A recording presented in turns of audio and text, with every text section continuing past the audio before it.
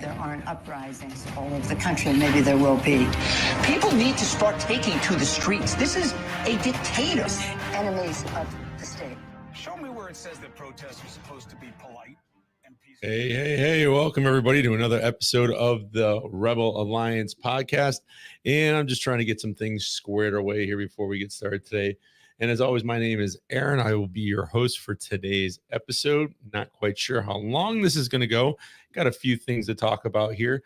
But before we jump into everything, we're going to get some questions answered from some of the Facebook groups, Telegram, stuff like that, other spots, or outlets that people post questions on about association. So I figured we'd do that today.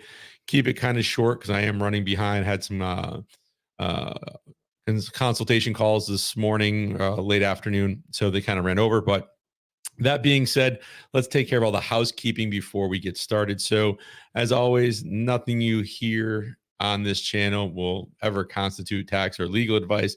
It's just one person's opinion on the topic, and you are free to make your own well-educated decisions, and definitely do your research. Don't take anything I say as the end all be all. Do your own research, I guess is the best way to put it. A little out of it last couple episodes. But anyways, that being said, let's talk about some ways that you can help support this channel. So one way you can do that is by sharing this with others that might find this information that's being shared here interesting to them and their maybe life achievement of living a little bit more free with as free as we possibly can be with this tyrannical government that we have overreaching, and ways to go about it, having less intrusion, I guess is the best way to put it. So by doing that, you can go over to East Coast PMA, and you can always get more information over there. There's blog posts. We have the inner circle, so there's stuff related to just those members for that. But you can go over to the eastcoastpma.com, and on the right-hand side, there are some links that you can use, and on the top, so if you're looking to become a part of Liberty Dollar Financial, let me try to say that again. My voice is going. Liberty Dollar Financial Association. There's a banner on the top, brings you right over there. You can get set up with them. Also, on the right-hand side, there's some other services that you can click on, and one that I highly suggest if you are getting into any of the freedom fighting stuff or any of the how can I live a little bit more free and understanding how to utilize this system that is in place, because a lot of us aren't taught this stuff anymore. There's Dr. Graves' course over there, the How to Win in Court Without a Lawyer. If you're interested at all on how to keep wrongful actors, to keep them to toe the line and to pay for the wrongful trespasses, I guess is the best way to put it. And that being said, I just want to make sure my phone is on vibrate, or because I know the thing's going to probably go off. So, all right, we're good there. And the last thing is, I think like myself, most of the people that watch this channel want to live, want to have more self-custody, want to have more sovereignty, want to just kind of be left alone. I mean, honestly, let's call it what it is. At the end of the day, we just don't want to be told what we have to do and let us make our own decisions as grown adults. So that being said, if you are having an association, if you are thinking about getting an association, if you are just wanting to be a little bit more secure online and you want to take back some of your computer sovereignty, I know some of you have already used this link and I appreciate it. I've gotten the feedback from you. Please go over to Embassy Start 9, and you can pick up one of their embassy servers over there. You can use the code Rebel Alliance to get 9% off, which is huge. And if you know what the Fold card is, I think they're still doing gift cards to there. So there's another way to get a few percentages off if you use the Fold card and if you're into stacking sats. But with the Start 9 system, you can run your own private text messaging that's encrypted. You can have your own search engine. You can do your own file sharing. You can set up your own Bitcoin node. You can run your own BTC Pay, which is a platform kind of like PayPal, but all done through crypto, and it's completely private and yours. You're not putting it through the cloud, which is really just somebody else's computer that they're giving you access to. So they have a bunch of different plugins, I guess is the best way to put it, or apps. Think of like your phone. You just pick the app you want, you click install, and you're off to the races. And it doesn't cost much to run it on a regular basis. And it's, not that big. I've done videos on it. Take a look at it. You're probably going to like it if you're anything like me and you want to take back some of your computer sovereignty. So that being said, I am going to, one more thing I almost forgot. And this is crazy because I had this conversation today. If you are looking to set up your own association or your own ministry or church or anything like that, and you don't want to consult with somebody, or maybe you want to consult but roll up your sleeves and write your own founding documents and not pay some of these other individuals that charge anywhere between $10,000 and $250. I've seen as cheap as that online.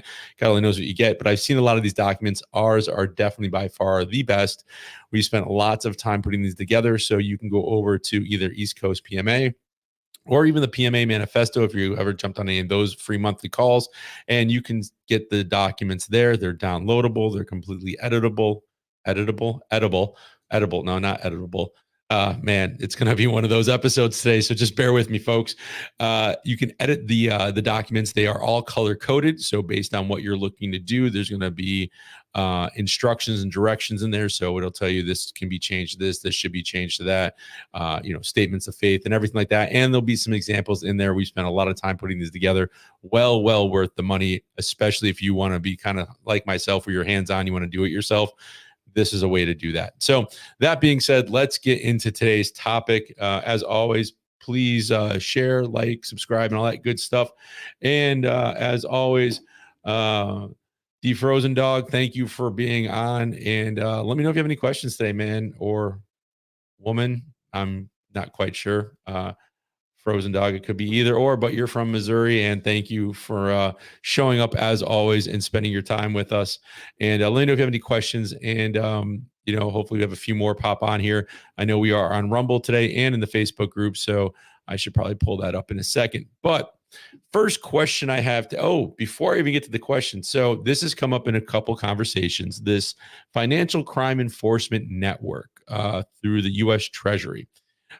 If you don't know what it is, Google Financial Crimes Enforcement Network. If you have an LLC or business or anything like that, I hear this more talk specifically for LLCs, and that if you have a beneficial interest in that LLC, you own more than 25%, you're a CEO, CFO, single-membered LLC, you have an LLC that's not even being used, but you just have it, you have to file. And I did talk to somebody that has, for those of you who have been going over to the Wyoming and getting the anonymous LLCs out there, you still have to do this with that, which kind of is a bummer.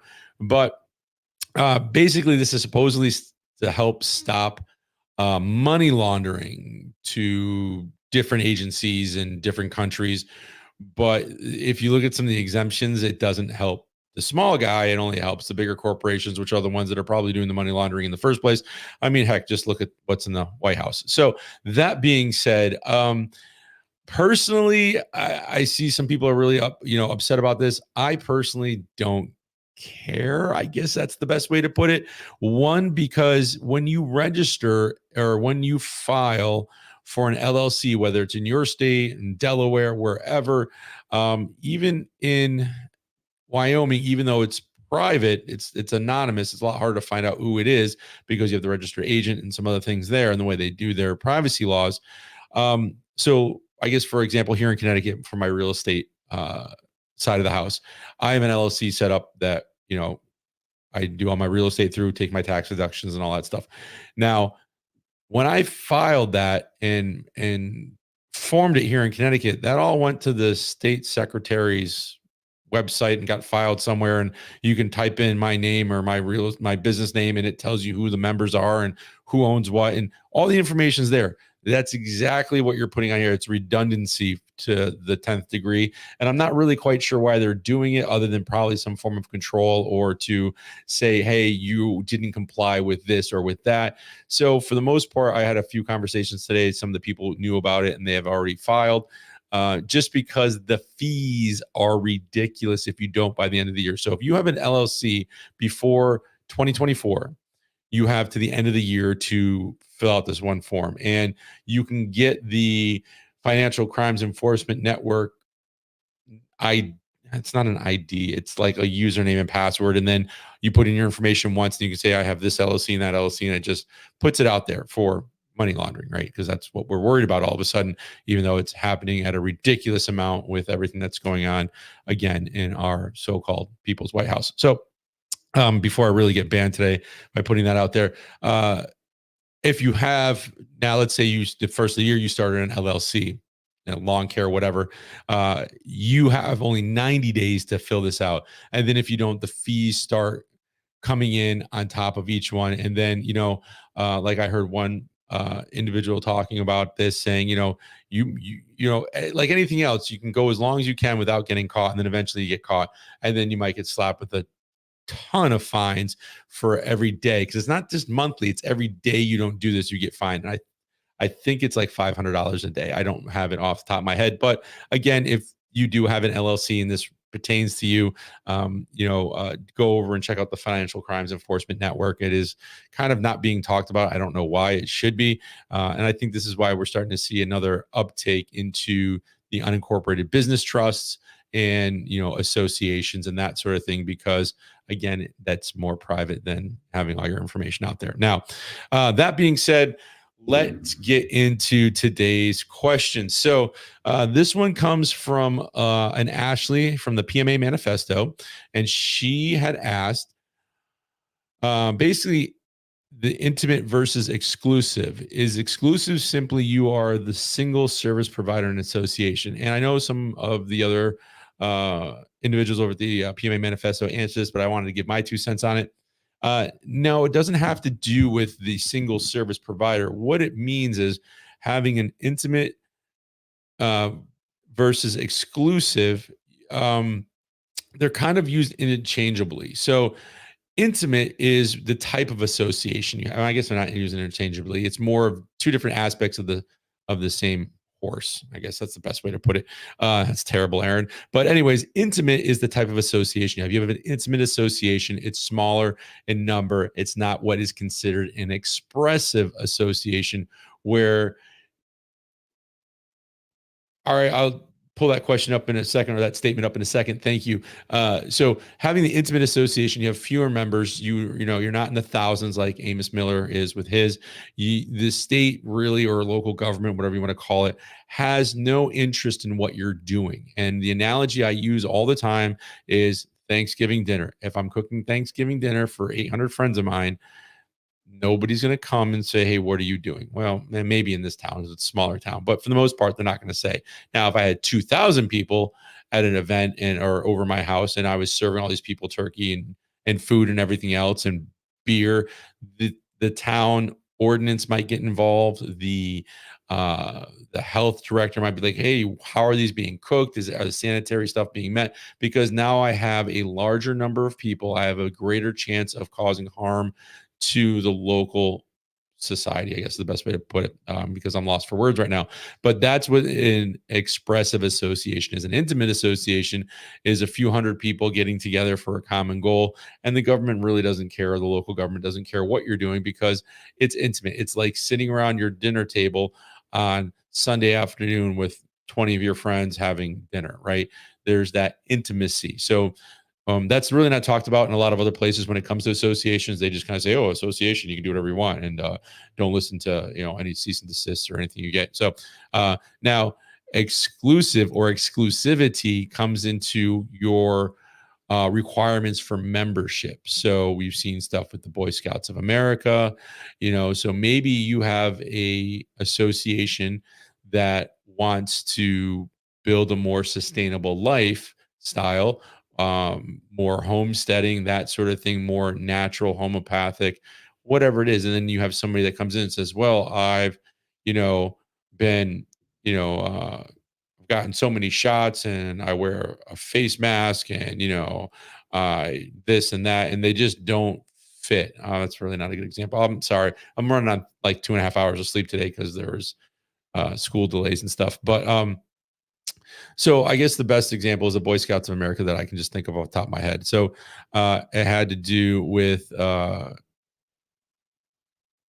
if I get this right now that I said this is terrible, I should know this one inside and out. Basically, there was an individual that wanted to join the Boy Scouts. If I remember correctly, they were homosexual. The Boy Scouts said, no, that's not okay. And we don't want that here because we have exclusivity to our membership is. I mean, they did lose the case overall because they are pretty much, even though they say they're exclusive and an association, they are public. You can walk into any Boy Scout of America store. They don't, the court basically came back and said you didn't have specifics like boys only age, 10 to 18 or whatever it was. And maybe I'll do this topic again because I'm kind of falling here on this for exclusivity. It's been a long day. So just keep in mind that exclusivity is different. It doesn't have to do with being a single service provider. It's more of what your membership requirements are. So then Ashley goes on to say the concept of exclusivity. I have a mission and the members' requirements, as well as being binding principles, on top of the fact that I will only have enough produce. She's a farm-based PMA to offer 3 to 10 memberships. Would that be enough to meet the standards of exclusivity? And again, the exclusivity is what is the requirements for your members to be there. So if your requirement is that you only want to help people farm, or maybe you are like Amos Miller and you are only going to allow a small number of members in, and looks like this 3 to 10 per season based on your growing, and people are coming to you because they want to learn more about how to grow non-GMO foods, how to grow without using pesticides, how to use heirloom seeds, how to save seeds after something has gone to seed, or how to harvest seeds like from tomatoes and stuff like that to use for a future year, or how to crossbreed stuff to get a hybrid, how to do manual pollination. These are all the types of requirements that you might have to say, okay, you can be a part of the membership. As opposed to just like, hey, we're going to let anybody in. We don't care, and the person's like, well, I just want to eat, food that Bill Gates makes and, lab grown chicken. So it really wouldn't jive with what you're doing with your association. So the exclusivity requirement is what is required to be a member. So if it's a faith-based or a ministry, maybe it's having a higher power and a higher deity or God or the great creator or the great architect, however you want to put it. And that way there, everybody is on the same, is on the level with everybody else. So they all know that everybody here has a higher belief in a supreme being, I guess the best way to put it, and that could be for any religion. And that might be like you have a ministry, maybe you have a ministry here in Connecticut and you're providing education to your members' children. Well, you're not going to really want to let an atheist in if, you're providing a Christian Judeo-based education. So hopefully that helps answer your question. I probably should have had, another cup of coffee before I got into this. But you definitely will meet the intimate side of things because you only have 3 to 10 members at a time. So that intimacy is there. And again, the best thing to do is keep between you, them, and the fence post. And that's the best way to do it. So let's see. All right. So this is from Samuel. This is also from, I believe, the same thread on the PMA manifesto. I'm setting up a raw food club and need to establish a PMA. What are the best resources to do that? I have heard that unincorporated association is better than a PMA. So again, here comes the confusion, and this is what we're trying to alleviate. So it's awesome that you're doing that, Robert or Samuel. It's great that you're setting that up. I think we definitely need more food outlets like that based on all the stuff that's in the news of what's being produced in labs and cricket carcasses and everything else they want to throw at us. I'm just trying to fix this mic here. And what are the best resources to do that? So you can go over to, well, if you're watching this on the replay, I don't think you're here now. I don't see anything in the chat, but if you watch this on Rumble or on the podcast or on YouTube, hopefully this answers your question. As far as this is one of the best resources out there, or getting over to the PMA manifesto and connecting with us over there with the Erica and the 2 Angelas. We do a monthly call. You can jump on, you can get your questions answered. We try to keep it to about 45 minutes. I don't think we've ever made it yet to 45 minutes. We usually go over, but that's a great resource. There's a great resources on East Coast PMA. You can jump into the Telegram group. If you go into the description of the video, if you're watching on YouTube, you'll see the links for that there. So that's a good place to get started. I try as I find stuff, put it up for people on East Coast PMA are in the file group in Telegram as I dig through Westlaw and some other legal resources. Now, let me tackle this one. I've heard that an unincorporated association is better than a PMA. So here's the thing.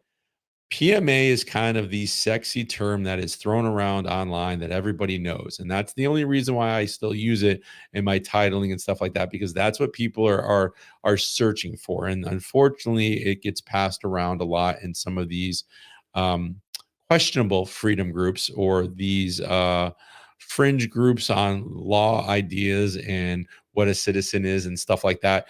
And it gets pushed by some of these people as a thing. A PMA, you can say you have a private membership association, yes. But technically, legally speaking, from my research and what I've looked up and what I've found is what we have the right of association, the right of assembly under the First and 14th Amendment. And I know people say, oh, the 14th Amendment makes you a slave. Yeah, okay, show me that. I'd love to see it. But they're really called unincorporated associations. And the unincorporated association really doesn't have that fun of a sound or a catch to it as a PMA or a private membership association. So you're really kind of talking about the same thing. It's just the words that are being used to describe it. And an unincorporated association was very popular early on because it allowed people to gather for a common goal. It allowed commerce to take place within those memberships. And it was really done between those and unincorporated business trust because we didn't have LLCs, S corps, C corps, and all that stuff, limited liability partnerships. So, I would definitely say schedule a time with one of us, either over at the PMA Manifesto or over at East Coast PMA. Ask your questions in the Facebook groups, the Telegram group, on here, that sort of thing. And that is that's kind of, hopefully that answers your question. Now, we got Defrozen Dog on here. So let's see, what do we got here? First comment. I've been trying to get Liberty Dollar Association started in Central East Missouri. The Rock Community Fire Protection Area, it covers a couple towns. Everyone is too busy. So this is kind of, I see this a lot with, when it comes to Liberty Dollar, either people get it or they don't, or people see a need for it or they don't. And I think once, Bitcoin just became an ETF, so now it's being traded. I think if they do continue to push the CBDC and they start tracking all the income and money and they get rid of the dollar and everything goes digital, people will then start searching more for a alternative currency. And I don't think that's happening right now because we could still walk up to an ATM and get out cash. I think the other thing is that there's not until the Transact card is completely done. And I missed last month's meeting and I haven't talked to Wayne yet about this, but once the Transact card is connected to the Liberty Dollar, you'll be able to access your silver quicker as far as a turnaround. Like say you put in $1,000 worth of silver and maybe you need $500 to get out for something, you can transfer it to that Transact card instantaneously instead of waiting for 24 hours or whatever the time might be to get it done. So I can understand how it's kind of frustrating. And then we also have businesses with cash registers do not want additional confusion with certificates, the old ones that dollar value and weight.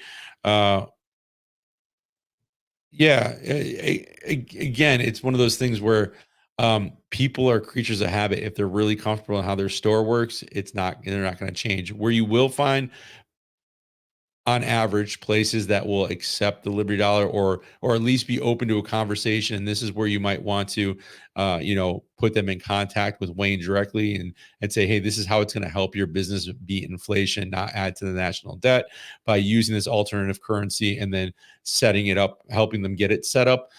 We see it a lot. I should say I've seen it with some vendors like local cottage industry type stuff, small micro farms, the person that does woodworking, the lady not that I've bought sourdough bread from her in a few months, but when she is baking the sourdough, I pay her in Liberty Dollar and because she's a member. So that's one way of doing it. And I do agree that when the stuff, when when it hits the fan, that'll be a different story when the stuff starts to come uh, more to fruition, I guess, with the CBDC and the tracking of everything. Not that we're already tracked enough. I mean, between the cameras on every corner and our cell phones, we're pretty much under a digital thumbprint or digital thumb every day. So, and the last one that the Frozen Dog has here, maybe if I have it somewhat in place for a time, it's maybe more needed. Yeah, I mean, again, the Liberty Dollar thing is going to be hit or miss with people, like I said, and getting them on, a call or sharing, I don't know if Wayne's put out any training stuff. I haven't done any training videos for him lately. I know I said I was going to do that, just been kind of busy with everything else, but just getting them familiar with it, showing them how it works. That's kind of like the big thing that I saw. And then again, if you're not going to, I don't think you're going to get your local gas station to use it. I mean, and it also depends, like I'm in a very democratic area where people don't really think for themselves that much. We have a small community of people that do. And within that community, we use Liberty Dollar sometimes more often than others. But again, it's just one of the tools in the toolbox. There's also the crypto, the Bitcoin Lightning payments, which I like, and I like to stack my stats. And then there's also the gold backs, which are another form, or just good old straight up barter. And I talked with an individual today, and that's how he does things. It's a certain price if you're going to use a credit card. It's a discount if you use cash. It's a more of a discount if you use this and this and this, right down to bartering. And that's how I do things at East Coast PMA. If you pay with a debit card, there's a certain way of there's a certain price. If you call me and say, hey, I want to get this, but I don't want to use a debit card, I want to use crypto or Liberty Dollar, then I'll adjust the price accordingly. And I've been doing that more for the consulting and setting up the associations for people than just the DIY templates and stuff like that. But there is I think in the near future going to be a greater need for what Liberty Dollar has to offer. But yeah, just keep trying. Don't burn yourself out over it. And if you ever want to get on a strategy call, maybe we can set something up and I can see if I can help you out at all or anything like that. I've not been very active here in Connecticut with Liberty Dollar right now. We've done a silver bazaar where we brought a bunch of vendors in. We taught them how to use silver, how to buy silver, how to transact with the silver, how to redeem the silver. And we blew through a bunch of silver that day. I had to call Wayne up and get more added to our account and stuff like that. Having a branch office up here, a regional office, I should say. But again, that was kind of like, hey, this is really cool and all. And then it kind of faded away. And I'm not the type of guy to go chase people down for stuff. If you want to learn how it works, let me know. I'd be more than happy to show you. If you want to get an account set up and start using it with you and your friends, that's even better. We have our farm stand. Hopefully, if everything goes well, I get the farm stand up this spring and summer, then we'll have it up there offering to accept Liberty Dollar for the stuff that we'll be selling. So those are the questions. I'm going to check Facebook real quick while we're on here, see if there's any others in the PMA Manifesto or East Coast PMA. Let's get a little quick refresh of the screen. And I see we got some new members added. See, nope, that's not really a question. It's more of a, hey, welcome to be here. So let me jump over to East Coast PMA Facebook group. And if you're not in the group, feel free to join. I do stream these live to that group and answer questions in there. And let me pull up the good old Telegram. And where are we? No questions on there today. So that group hasn't been really active lately. It's kind of hit or miss too. But anyways, I thank you all for coming on here and watching the YouTube stuff and participating. And the Frozen Dog, I might have to get you like some type of award sent out for the consistently showing up the most in the chats. Maybe I'll have to do something like that and send it out. And I appreciate everybody getting on and watching. We just had somebody pop on. So we got 3 at Rebel Alliance on YouTube. If you have a question about associations, now would be the time to ask, because we are getting ready to wrap up. We're just at about 30 minutes. And tomorrow we will be on at the regular scheduled time, which seems to be between 1 p.m. and 2 p.m. Eastern Standard Time. Hopefully everything goes well tomorrow. And we'll dive into some more topics related to East Coast PMAC. This is what happens when I'm only on 2.5 hours of sleep. topics more related to associations and the legal realms and stuff like that. I'm hesitant to jump into taxes just because of the fact that there is a lot to it, and that is a big ball of wax. But that being said, all right, everybody, thank you for watching. We're going to get ready to end this. Enjoy the rest of your afternoon. Stay warm out there, especially if you're in New England. It's freezing out, and watch out for that ice, and stay safe. All over the country, maybe there will be. People need